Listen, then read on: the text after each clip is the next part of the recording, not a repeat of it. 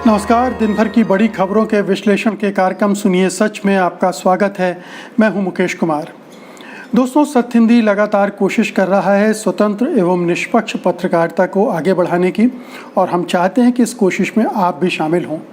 इसके लिए हम आपसे गुजारिश करते हैं कि कृपया इस वीडियो के साथ दिए गए डिस्क्रिप्शन में जाएं, उसमें एक लिंक है, उसको क्लिक करें और अपनी इच्छा के अनुसार भुगतान करें। तो आइए अब शुरू करते हैं दिन भर की बड़ी खबरों के विश्लेषण का कार्यक्रम सुनिए सच। और सुनिए सच में सबसे पहले आज की खास खबरों पर एक नज़र।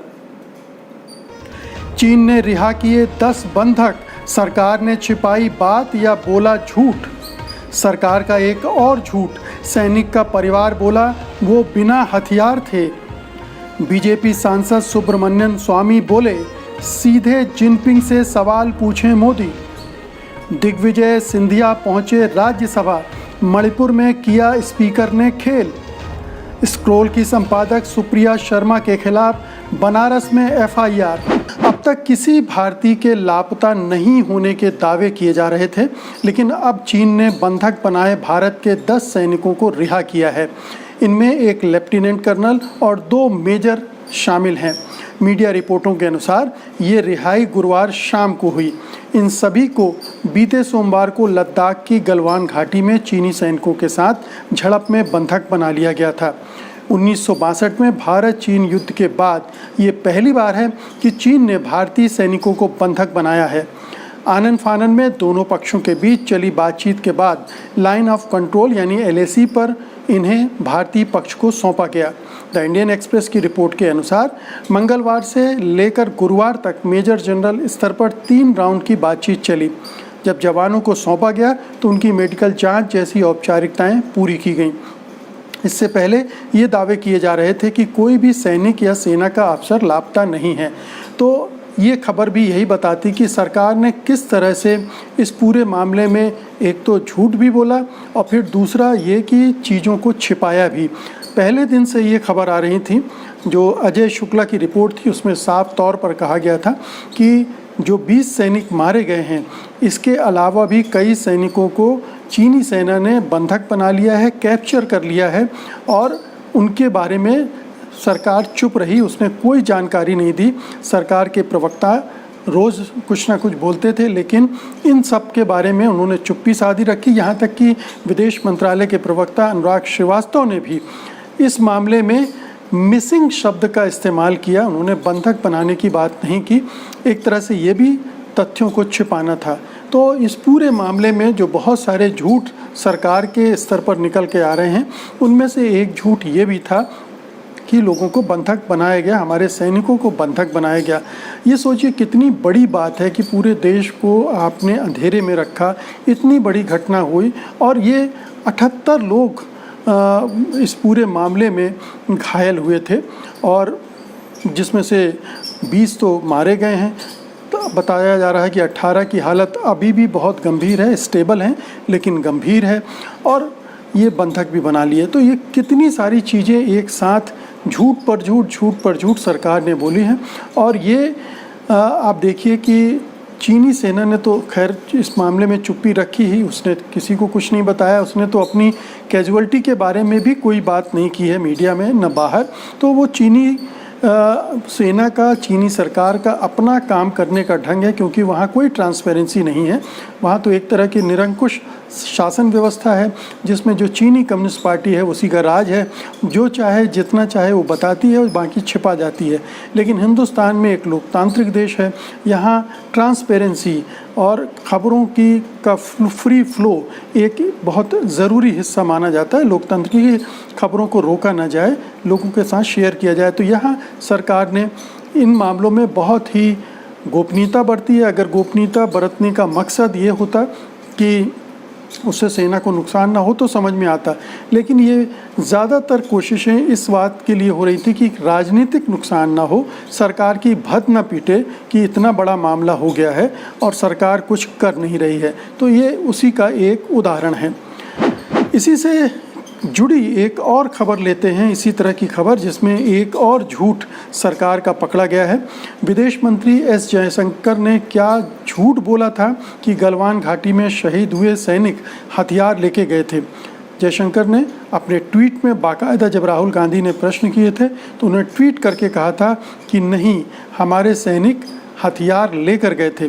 लेकिन जो सबूत मिल रहे हैं वो बताते हैं कि विदेश मंत्री ने झूठ बोला था, सच नहीं बोला था। 15 जून को चीनी सैनिकों के साथ लड़ाई में घायल हुए जवान सुरेंद्र सिंह ने आज तक चैनल से कहा है कि जवान निहत्थे गए थे, यानी बिना शस्त्र के गए थे। सुरेंद्र ने घायल होने के बाद अपने परिवार वालों को फ़ोन किया था। उनकी अपने पिता और पत्नी से बातचीत हुई थी।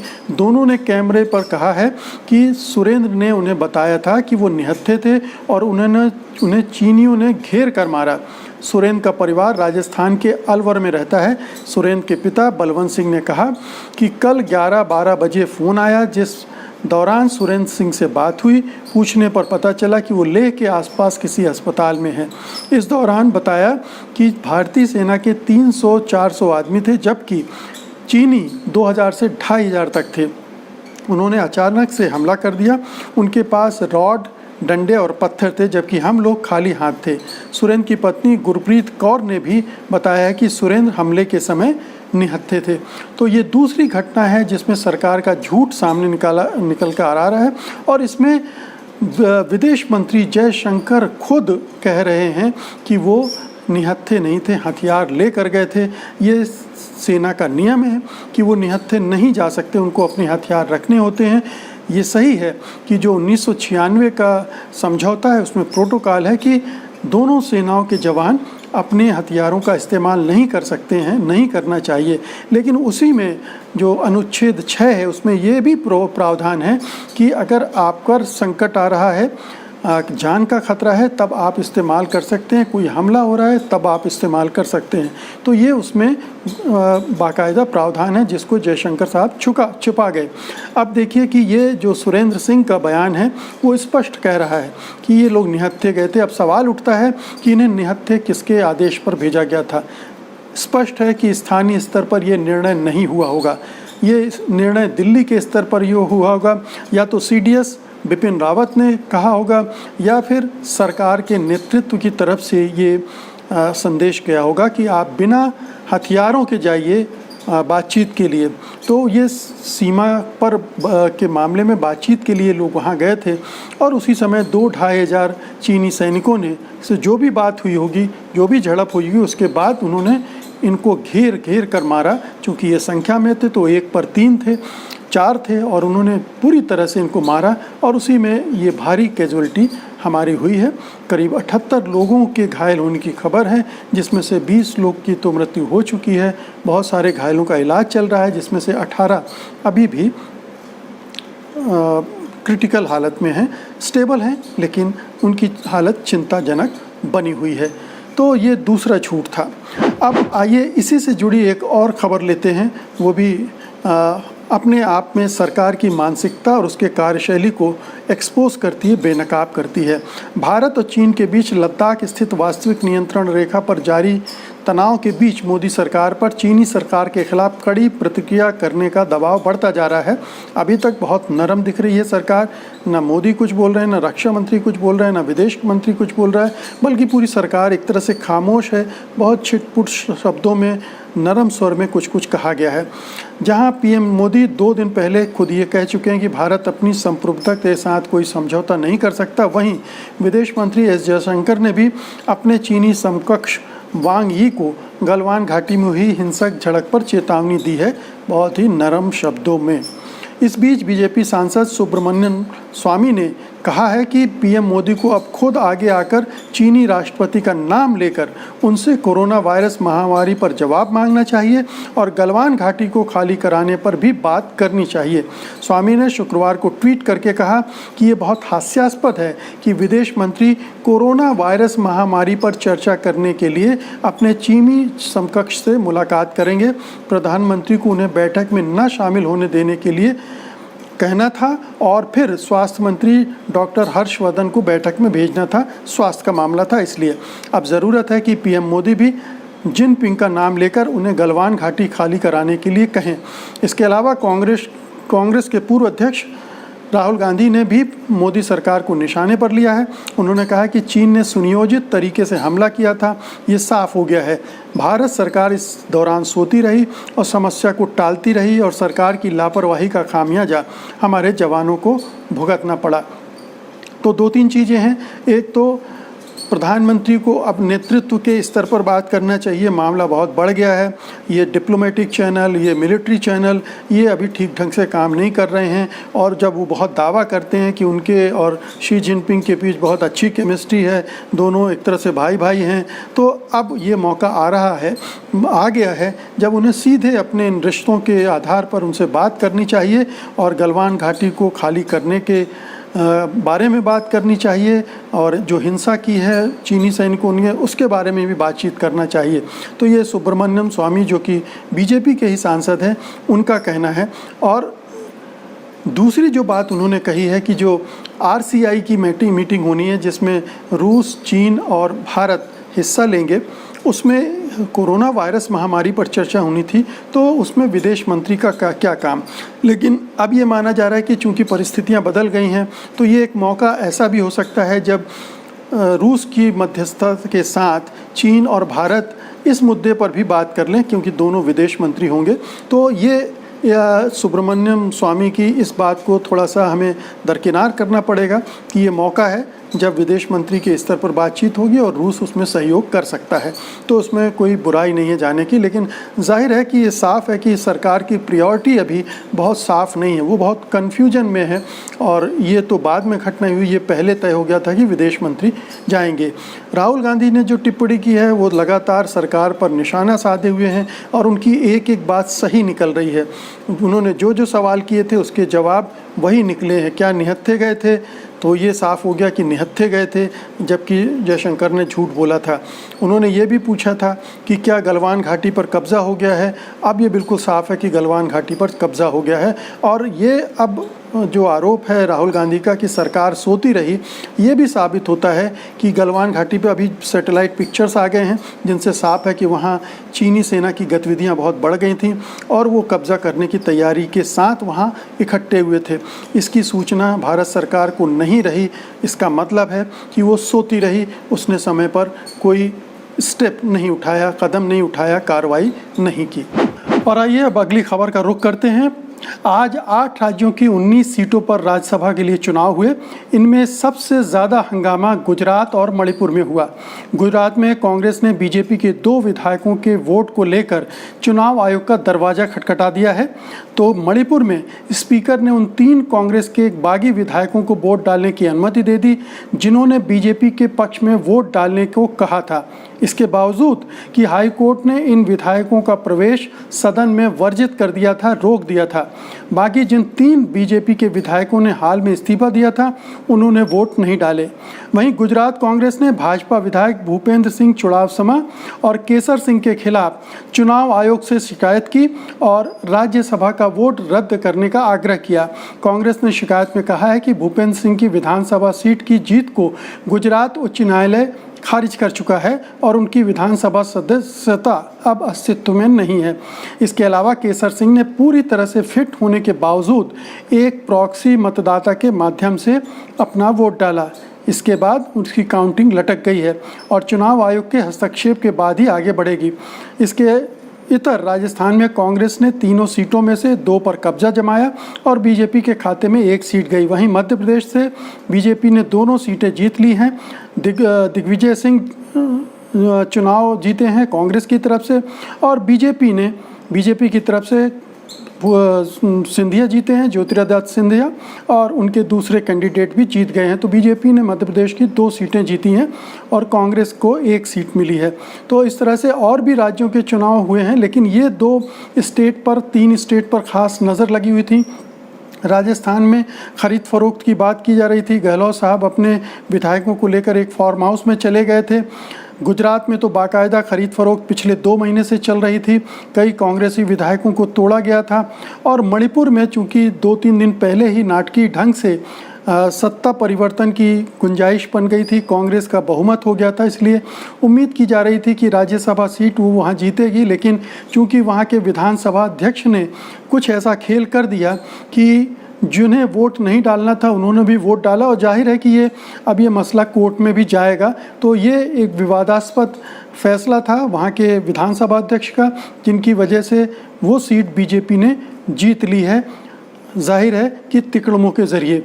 तो अब ये राज्यसभा चुनाव का एक दौर ख़त्म हुआ। ख़रीद फरोख्त, तोड़ फोड़, ये सब ज्योतिरादित्य सिंधिया मध्य प्रदेश से जीत गए हैं। जाहिर है कि उनको जो वादा किया गया था, एक वादा पूरा हो गया है, राज्यसभा में पहुंच गए हैं।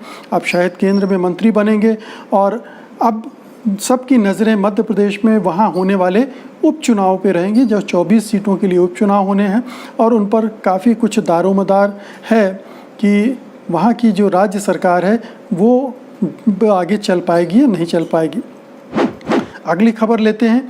न्यूज़ वेबसाइट scroll.in की कार्यकारी संपादक सुप्रिया शर्मा और एडिटर इन चीफ के खिलाफ उत्तर प्रदेश की वाराणसी पुलिस ने FIR दर्ज की है। सुप्रिया ने प्रधानमंत्री नरेंद्र मोदी के संसदीय क्षेत्र वाराणसी में उनके द्वारा गोद लिए गए गांव में लॉकडाउन के दौरान क्या हालात हैं, इस पर एक स्टोरी की थी। सुप्रिया के खिलाफ अनुसूचित जाति और जनजाति अत्याचार निवारण अधिनियम 1989 के तहत मुकदमा दर्ज किया है। ये FIR वाराणसी के डोमरी गांव की रहने वाली माला देवी की शिकायत पर दर्ज की गई है। सुप्रिया ने लॉकडाउन के दौरान वाराणसी में कई लोगों का इंटरव्यू किया था, और इस दौरान उन्होंने माला देवी से भी बातचीत की थी। डोमरी गांव को प्रधानमंत्री नरेंद्र मोदी ने सांसद आदर्श ग्राम योजना के तहत गोद लिया है। scroll.in के मुताबिक इंटरव्यू के दौरान माला ने बताया था कि वो घरों में काम करती हैं और लॉकडाउन के दौरान उन्हें भोजन की किल्लत हो रही है और उनके पास राशन कार्ड भी नहीं है। लेकिन FIR में लिखा है कि माला देवी ने अपनी शिकायत में पुलिस से कहा कि सुप्रिया शर्मा ने उनके बयान और उनकी पहचान को गलत तरीके से पेश किया। माला देवी ने FIR में दावा किया है कि वो घरों में काम नहीं करती हैं, बल्कि आउटसोर्सिंग के तहत वाराणसी नगर निगम में काम करती हैं। FIR में माला देवी के बयान के आधार पर लिखा गया है कि लॉकडाउन के दौरान उन्हें और उनके परिवार के किसी भी सदस्य को किसी भी तरह की दिक्कत नहीं हुई। तो ये पूरी जो FIR है वो साफ दिख रही है कि एक तरह से फर्जी मामला बनाया गया है सुप्रिया शर्मा के खिलाफ, क्योंकि वाराणसी प्रधानमंत्री की अपनी कंस्टिट्यूंसी है और डोमरी गांव उनका अपना आदर्श ग्राम है। उसके बारे में कोई संपादक, कोई पत्रकार सवाल करे तो ये सरकार को और बीजेपी को बर्दाश्त नहीं है, तो उन्हें तुरंत ये फंसाने की कार्रवाई शुरू कर दी गई है। और ये सिलसिला है एक, ये तो कोई नई बात नहीं। इसके पहले विनोद दुआ के खिलाफ FIR दर्ज की गई, उनके खिलाफ राजद्रोह की भी FIR दर्ज की गई थी। इसके पहले द वायर के संपादक सिद्धार्थ वरदराजन के खिलाफ की थी, और ऐसे 55 मामले और अभी एक पूरी लिस्ट जारी हुई है जो कोरोना के पीरियड के दौरान पत्रकारों पर जगह जगह उन पर या तो हमले हुए हैं, उनके खिलाफ FIR हुई है, उनको परेशान करने की कोशिश की गई है। कुछ दिन पहले आपको याद होगा कि उत्तर प्रदेश के बहुत सारे पत्रकारों ने जल सत्याग्रह किया था, अधनंगे होकर पानी में डूबकर सरकार का विरोध किया था, जिस तरह से वो दमन कर रही है पत्रकारों का। तो उत्तर प्रदेश तो इसका गढ़ बन गया है जहां पत्रकारों पर जुल्म और सितम ढाए जा रहे हैं। लगातार इस तरह के केसेस आ रहे हैं, और ये कमोबेश पूरे देश का ट्रेंड बन गया है कि बीजेपी की जहां सरकारें हैं वहां पर लगातार पत्रकारों के खिलाफ मुकदमे, FIR वगैरह हो रहे हैं। उनको परेशान करने की, उनको धमकाने की कोशिशें की जा रही हैं। एडिटर्स गिल्ड ऑफ इंडिया ने बाकायदा इस पर कई बार बयान जारी किए हैं, वक्तव्य जारी किए हैं, और तमाम तरह से हर जो बौद्धिक तबका है वो भी इसका विरोध कर रहा है। लगातार इस पर तरह तरह से विरोध हो रहे हैं, लेकिन सरकार का ये रवैया बदल नहीं रहा है, और इसीलिए अंतर्राष्ट्रीय जो रेटिंग एजेंसी है फ्रीडम ऑफ प्रेस की, उसमें भारत के स्थान लगातार नीचे गिरता जा रहा है। बहरहाल मित्रों, ये थी आज की बड़ी खबरें। अब जाने के पहले आपको कोरोना से संबंधित जो ताज़ा तरीन जानकारियाँ वो दे दें। दिल्ली के स्वास्थ्य मंत्री कोरोना से जूझ रहे हैं। सांस लेने में उन्हें शिकायत है और उन्हें वेंटिलेटर पर रखा जा रहा है। पिछले 24 घंटे में 13,500 कोरोना पॉजिटिव के मामले आए हैं, और ये एक दिन में आने वाले सबसे ज़्यादा मामले हैं। इसके अलावा भारत में अब कुल संक्रमितों की संख्या 3,80,000 से ज़्यादा हो गई है, जबकि कुल मौतें 12,573 के पार पहुंच गई हैं। दुनिया में संक्रमितों की संख्या 85 लाख से भी ज़्यादा हो गई है। तो मित्रों, ये थी आज की बड़ी खबरें और उनका विश्लेषण। उम्मीद है कि आपको पसंद आया होगा और आप इस वीडियो को लाइक करेंगे, इसे शेयर करेंगे और इस चैनल को सब्सक्राइब भी करेंगे। कल आपसे इसी समय फिर मुलाकात होगी। मुझे अनुमति दीजिए। नमस्कार। सत्य हिंदी के और वीडियोस को देखने के लिए हमारे YouTube चैनल को सब्सक्राइब करें